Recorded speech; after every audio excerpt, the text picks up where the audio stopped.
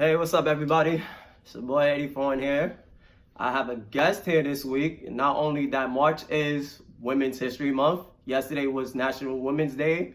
So this month is only right. This month we do it for the ladies. And it's a little showcase that I'm doing on this episode. So want to introduce everybody to Deas. Yes. How are Hi, you? everyone. I'm good. How are you? I'm doing all right, No, she's the author of her own book, Figurative Keys. Got three. Three to be exact, but one of my favorite books is that book, by the way, too. I highly suggest y'all go get that too. And yes, and a beautiful woman and a beautiful soror of Zeta Phi Beta Sorority Incorporated. See, bye. All right, so we gonna get into it. So let's get into it. So my first question is for you, Ms. Deas. How was your upbringing coming up as a child? I'll just go right into it then. I didn't have the worst upbringing. Honestly, I grew up with my mom. She was the single mother, but she did right by me. She tried her hardest, but because she was so into making sure that everything was right in her life, make sure she provided a lot of times the things that I needed emotionally, I didn't get. So I turned to other people, and I acted out a lot. I was always doing the most in school. Finally got to the point where my dad had to come get me. And my dad taught me how to morally be okay. He taught me how to be a person of good, strong character. And so I think the combination of both my mom and my dad putting me together the right way, it definitely helped. Okay, that's definitely true facts there. So and you just now mentioned, as you said before, you have 3 books. So what was your motivation getting into writing these books? Like, what made you want to write?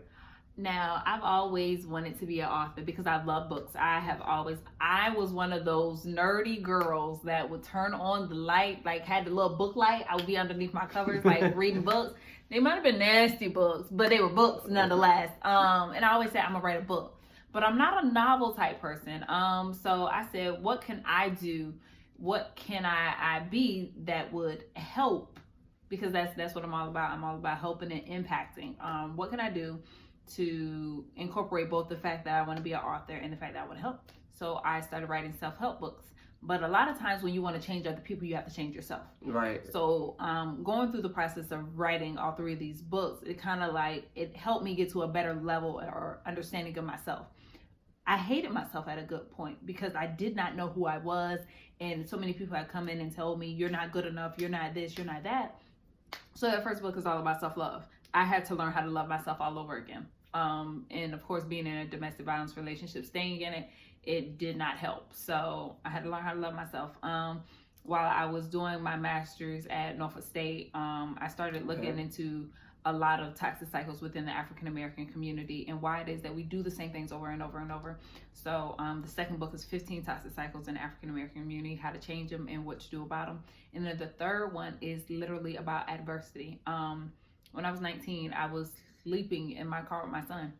I was homeless. I was at a really, really bad place, and had to learn how to stop stopping myself. So that last one, I literally just put that one out, but it's 13 chapters about how to master adversity and get through it. I have some excerpts from single mothers in there who are bomb single mothers, by the way, but that they really kind of kept me going. They kept me on, and they were like, you're going to push through. And because I got that from them, I was able to give it to everybody else. So.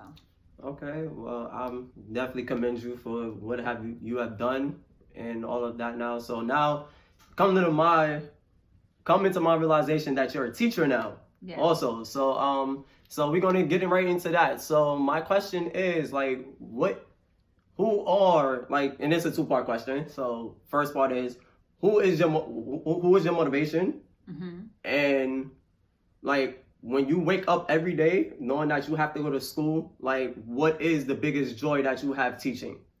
Okay, well, my mom is an English teacher, and I am an English teacher. My mom is my biggest motivation because no matter what my mom felt in moments, she always went to school and did what she needed to for those children.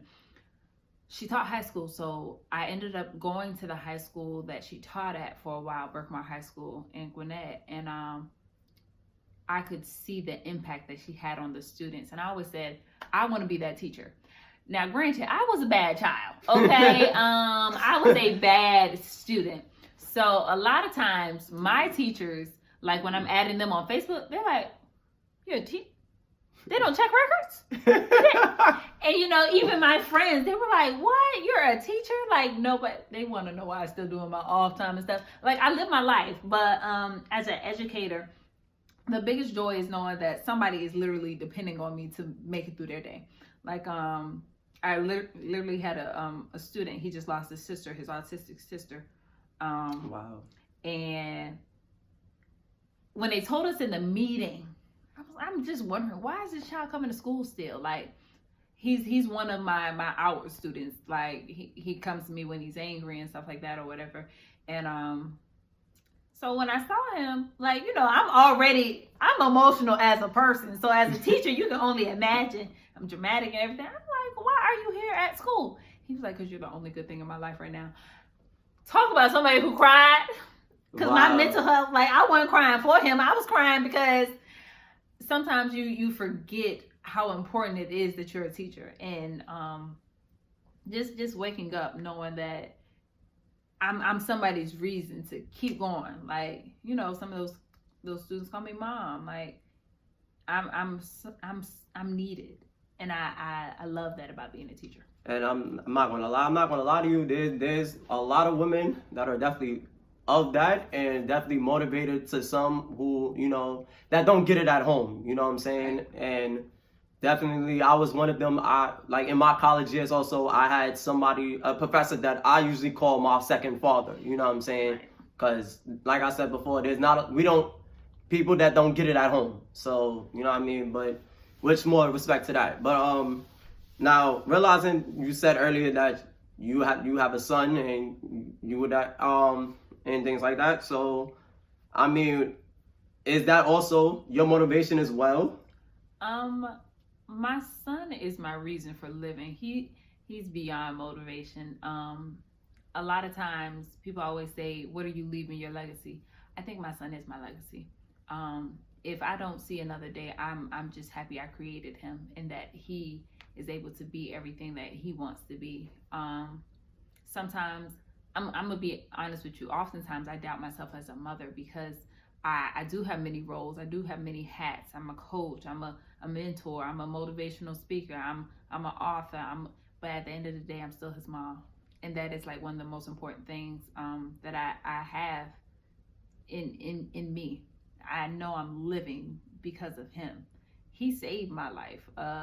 Having him humbled me in ways that I don't think anything else could have. So, of course, he's constant motivation, but he's literally my reason for breathing. So. Okay, that's everything all in a nutshell. And I'm gonna get to my last question here. And my last question is, of course, something simple. What is next for Miss Deas? Like, what is next for you? Well, I haven't told many people, but I just got signed by a media group. They're going to be helping me get my impact out there. They're based in Atlanta. They represent some really big celebrities, some really big authors, and I'm excited. I have my audiobooks coming out. They'll be out in the next month or so. I've been doing motivational speaking. My 4th book does not drop until October, but other than that, I'm on this path of making sure I can impact as many people in a positive way. And I've grown really, really fond of speaking to students. Why? Because I was one of them. And those students that like to pop off, I love them. So I'm trying to do a lot more with the students. Just trying to be the best person that I can for other people. Okay, and well, just a little side note. Where can these lovely people find your book? Okay, so I have my own little website because I had to be an entrepreneur. I had to get it how I live. Black Girl Magic. All my books are available on www.figurativekeys.com. Okay. And my shirts are there as well. They go with the last book. But they're also available on Amazon, Barnes & Noble's online. Most retail bookstores are slowly starting to get them. You can request them. But that is another great thing. I will be officially in the Barnes & Noble store here in Norfolk within the next month. So. Wow, that's what's up. Well, Tia, thank you. No problem. Thank you. And I promise you stay around because we're going to get into some, current event topics. Yes. Well, one big current event topic we're going to get into. So keep it locked right here. Running with Fun. All right, y'all, we back again. Back with Tia here. So we're going to get into some current event topics here. So we are here in Norfolk. As you all know, the MEAC tournament is really right around Norfolk. Norfolk. I can't. Me and my New York accent wouldn't let me. Norfolk. But the MEAC tournament is here, pretty much here, starting Monday, and her favorite team, her school, Norfolk State University, is in it, obviously, along with 11 other schools in the MEAC. We gonna win. So, she's claiming it already. So, we already know. Everybody knows. On the men's side of things, So, how do you feel? The girls gonna get far. They are. Oh, they may not win, but they're gonna get far. If we could, North Carolina A&T is bomb. So them females, they probably gonna. Yeah, they already the number one seed on the women's side of things. So, but I believe in y'all girls. I do. I believe in y'all. Okay. So, all right. So here's my question though. So besides the games and all of that other stuff, because I know I just came back fresh off the CIAA tournament and all of that other stuff. Where are the things to do here in Norfolk during MEAC tournament weekend? Everything is lit during MEAC week. Other than going to the games, it's going to be a whole bunch of parties. It's going to be a whole bunch of celebration. What happened to R&B? Shout out to them because they always take care of that. It's always a good time. I actually went during homecoming. It was pretty lit too. They are always good. I know people are coming in town for that. I know Fabulous is going to be out Virginia Beach. Oh yeah, he was just in Charlotte too. So yeah. It's going to be a lot of celebrities in town. It's going to be a lot of opportunities for you to see and meet people. But it's always a good vibe. Like everything about Norfolk State is brought out. We are a friendly school. We are a party school. We are an academic Black excellent school. We try. So I feel like during MEAC, that's when we really shine. That's when people are coming in and you can feel all the love all around here in Norfolk. As an alum of the Johnson C. Smith University, bachelor's degree that is, now being a grad student here at Norfolk State, I really seen the love and seen like everybody coming together as one, and it just reminds me of my old school. But nonetheless, MEAC tournament should be fun. I advise for everybody to come out this week to Norfolk and all of that other good stuff. And if you're not catching the games, go out to a party, day party, or just be in the vicinity. Yeah, just be in the vicinity, man. Like it's nothing like it. So and speaking of Fabulous being out in Virginia Beach, Pharrell Williams just came out with an event that's going to be coming up in April, at the end of April, Something in the Water Music Festival out in Virginia Beach. Lit.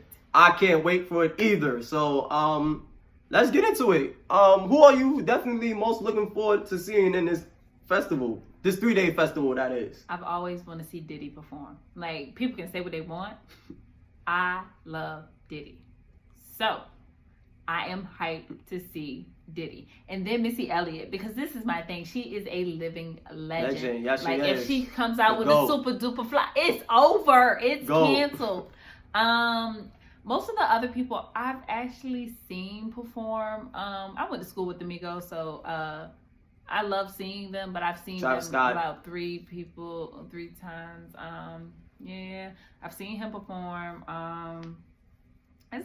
It's gonna be good. It's gonna be good. I know I was ready at 11:59 with my tickets was on sale yesterday and already was selling out. Well, I mean, his tickets are still available for general admission, but the VIP was just yeah, we got our tickets early. Yeah, anyway. it was a wrap for that. All right. And you know why I'm sounding like this? Because this is the last topic I'm going to get into for this episode. The R.KELLY interview, for those who have watched and for those who have not watched, I'm going to give y'all a little scoop on it. So, Gail King from CBS this morning had a whole live interview with R. Kelly, and y'all know how this went and things like that. And, you know, he's being charged with, you know, not paying rent, not paying rent, I'm sorry, but not paying child support. And apparently he's out now because somebody eventually paid off that $161,000 bond and child support. And his two girlfriends saying that they love him, but parents is saying different. So what is your take on this whole situation, this whole debacle here? I love the remix to Ignition. Let me just say that before anything else. Like, I really just love that song, but I can't even sing it no more. Like, because this is my thing. If you are a person that needs help, or you are in a bad situation, it's okay to admit that you were wrong. It's okay to be accountable, because everybody knows he grew up rough. Like, he grew up in that type of circumstance. He was in a bad situation, which made him go after his passion the way he did. But for him to be crying and carrying on and telling people that they lying on him, not everybody's lying on R. Kelly. Everybody lying now. Some of that stuff he did. Do I believe he pissed on them children? I do. A long time ago too, for those who's been around. I believe he pissed on the children. I believe he literally did keep those people hostage. I knew he lured them in. I felt that. But I feel like when he gets to the point where he just becomes accountable for his actions, it'll be less on him. Because, I mean, we're not making fun of him in the meme because we think that he's guilty. We're making fun of it because we're like, you're crazy. Like, so not everybody lying on you. So my question is, do you think that he sexually assaulted females as young as 17? Oh yeah. You think so? I know common criminals out here in the city of Norfolk. Talk about it. Do it. I know it's this my thing. If a normal person do it, I know a celebrity will do it. But this is my thing. He has the collateral and he has the capitals to get away with it until somebody takes a stand. When somebody took a stand is when all this stuff started to happen. I just think he needs to become more accountable. That's it. Stop crying. Stop saying everybody lying on you. So, all right. So, and another thing I'm going to get into also, the two girlfriends, and also in the interview saying that, that this is not true, and their parents was doing it for the money. So the question remains is, really that their parents is really doing this for the clout? I think at a certain distance, it's a mixture of both. I've only seen a few of the interviews of the parents and things of that sort, but this is my thing. I am a mother. If my child is gone for more than about 3 hours and I don't know where they at, or he with a grown man, oh no, I'm taking my child. But they were saying that, you know, they were doing it for the singing competition, they were doing this and they were doing that. But still, if you honestly, when you care about your children, you don't let them stay long periods of time with other people because you become worried. Do I feel like maybe they were sold a dream and they trusted him because he was a celebrity? Yes, I do. But I also think that R. Kelly took advantage of that situation. I feel like it's supposed to be blame on both sides. It's always two sides of the story. Every story. Yeah. Well, it's really three. It's her side, his side, and the truth that's really in between. Right. I think we need to hold everybody accountable. Just like I'm sitting here having this conversation. I think in certain situations I'm wrong, but I'm adult enough to be like, okay, see, I did this wrong. How can I correct it? Where do I fix it? Blah blah blah. I think the parents need to do that. I think R. Kelly needs to do that. I think he's gonna go down, and maybe in his solitude he'll find some peace, unless he get Johnny Cochran or somebody, because you know. Rest in peace to Johnny Cochran. Rest in peace. He need to get the subordinate to Johnny Cochran, because Johnny Cochran made sure that LJ got away with murder. Let's just be honest. Let's be honest. I mean, now you was talking about Jesse Smollett off camera and all of that, and coming to find out, just a few days ago, and I got the notification also, he was charged with 16 accounts. So, I think it's absolutely ridiculous. I think it was a cry for help. He needs help. He does not need to be incarcerated. And a lot of times we throw our little black boys or our big black men into a jail cell and we call it punishment, call it federal corporate punishment. But it's not. If anything, you're enabling them. You are placing them back in the chains that they were already in when they got here. Like, get these people help. He needs help. But we're too busy over here applauding, oh, the system got him. No, the system about to wreck him. So you feel like he was wrong for what he... Do you feel like he was wrong for what he did? I do think he was wrong for what he did. I mean, you're lying on people. You're putting them in a bad situation. It was people that were ready to go to bat for him. It's just like when my students are wrong. Like, you know how they go home and they tell their parents, this teacher said so-and-so and so-and-so and so to me. And the parents don't ask, well, what did you do?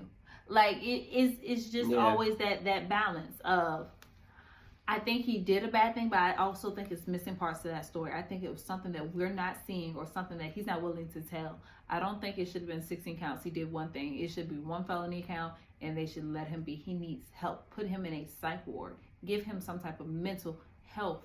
He's suffering.